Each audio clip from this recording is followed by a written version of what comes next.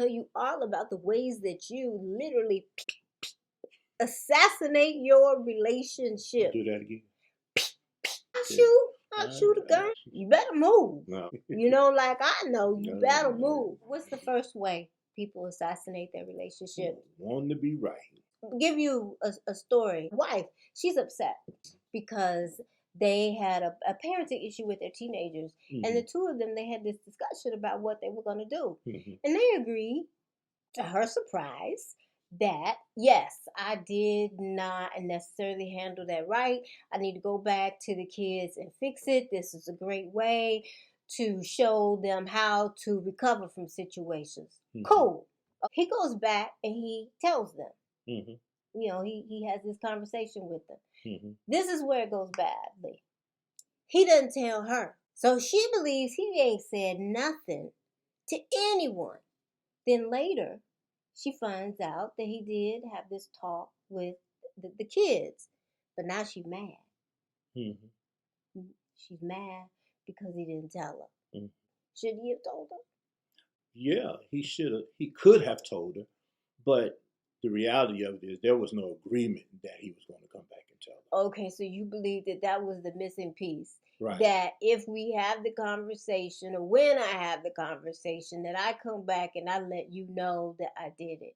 You don't think that that's just fair, a fair part of dialogue? Is it necessary for that to have been said? Yeah, in some instances, if you wanted to be in a position of knowing, because she gave him a directive to do something, he did. Well, it was an agreement. Well, not okay. Directive. Well, when a wife tells her husband to do something, it ain't an agreement, okay? But he agreed that he had done something incorrectly. Right. And so what he also agreed to was to straighten it up. Yes. But there was no even conversation about, okay, I took care of that. Now, could that have been implied? Sure. I don't see where he would have actually, I don't see where someone can, I just don't see how he could have been at fault for not coming back to tell her once he had taken care of the business that he was supposed to take care of. Okay, so you don't believe that a husband and wife should just naturally give each other a confirmation of follow through? Oh no, I ain't never say that. Oh, okay, because I'll give you a really simple example. Mm-hmm. No matter how the income comes in, mm-hmm. we know where it goes, mm-hmm. and every month when I pay the bills, I tell you. Right. I tell you which ones I've paid.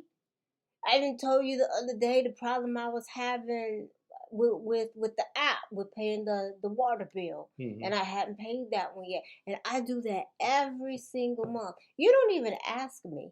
Right. I just automatically let you know. Now, I also know you get the emails and you see it. You see them when the bill comes in. And you also see when I pay. But I still give you that type of confirmation so I can stop doing that? No, but see, what I'm saying, we're working from another premise. What are we working from? We're working from a premise that we do have that understanding. That's not necessarily saying that they have that understanding. Now, should they develop that understanding? Yes. Okay, because if they had developed that understanding, right. She wouldn't be pissed. Right. Well, and that's the point that I'm making. I don't see how I can actually get at him saying, look, bro, I'm going to be mad at you because of this. Now, if I'm talking to him as a man to another man, he's coming to me for advice, what I would definitely let him know, look, it's cool, man, to make sure that you have a follow-up with the person that you made an agreement with, so they know that at least you've taken care of business. What we call it PSAs. Right, give a public service announcements. Hey, look, I took care of that. I followed through with what you asked me to do. Right, so I understand that, but some people don't have that type of understanding. Okay, and this is what happens when you don't mm-hmm. have that mm-hmm. type of understanding. And mm-hmm. then this created another issue. So we're talking about a couple who has this issue of communication. Mm-hmm. However, now she's mad. Mm-hmm. And now you've created another argument to the wife. What is it that you want? Do you want to know that he's had this conversation with his teenage sons to be able to show how a man recovers, how you can show up as a father? Because there was so much involved in that. Or now do you want to get that because he actually did follow through and then be pissed off about something else? What do you? I mean, really put both of them on the seesaw. Right. Which one carries the most weight? Exactly. And see, that's the point that I'm making. If they don't have that type of agreements that's set in place, then what is it that you actually want? Because those things, you haven't you communicated one thing, but then you didn't communicate the next thing. Okay.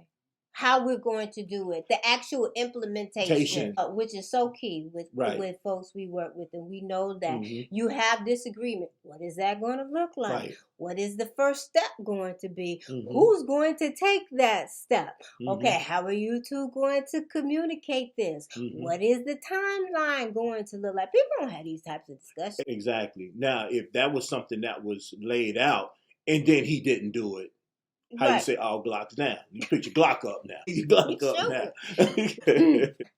The next way that you assassinate relationships is wanting somebody to be more like you. This is what you should do. This is how you have been.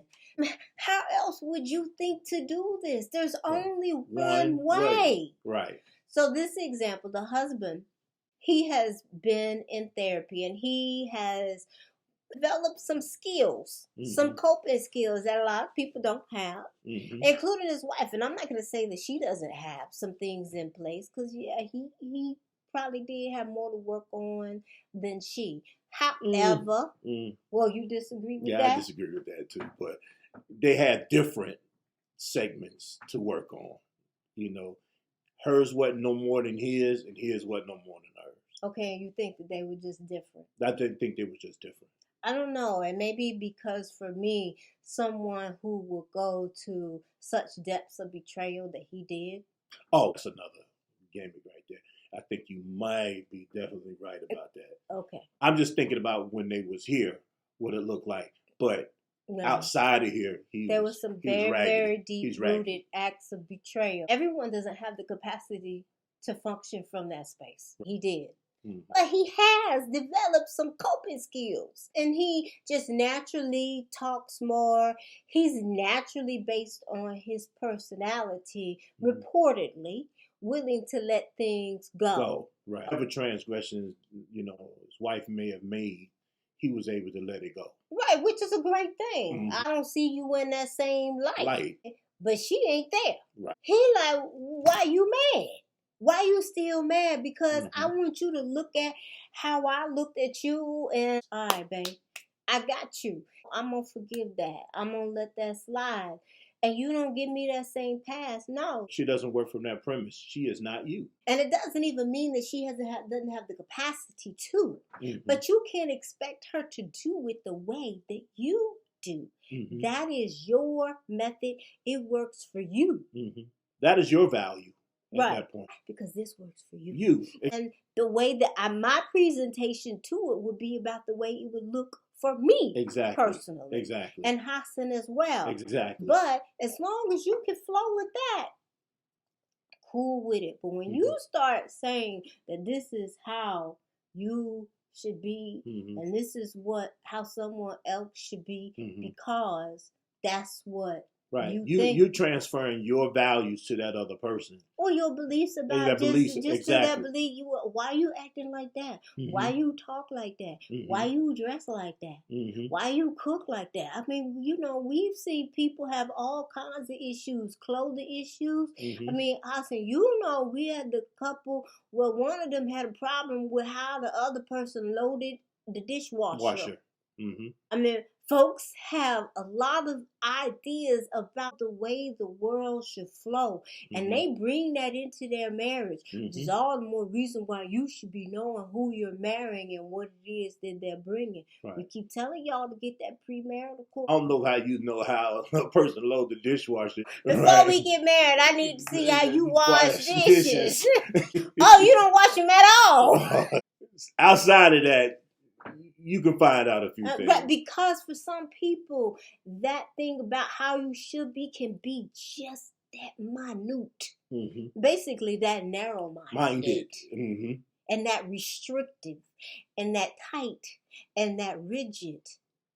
And it's not a loving space. It becomes abusive at some point once you get inside the relationship. Oh, yeah. You like, I can't be myself. Exactly. People say all the time, I lost myself So, in marriage. You know that saddens me because one thing I love is just being Naila. He loves being Naila. Okay. You let me be Naila. Yeah. He look like he's struggling with it, y'all. But I let you be you too. Oh, I struggle. What we do, though, is focus in on how can we nurture the marriage so that each other grows without killing each other down. So we gave you 2. We got some more. Y'all work with those 2. We'll come back and y'all let us know what happened. They can find us at www.thatclaycouple.com.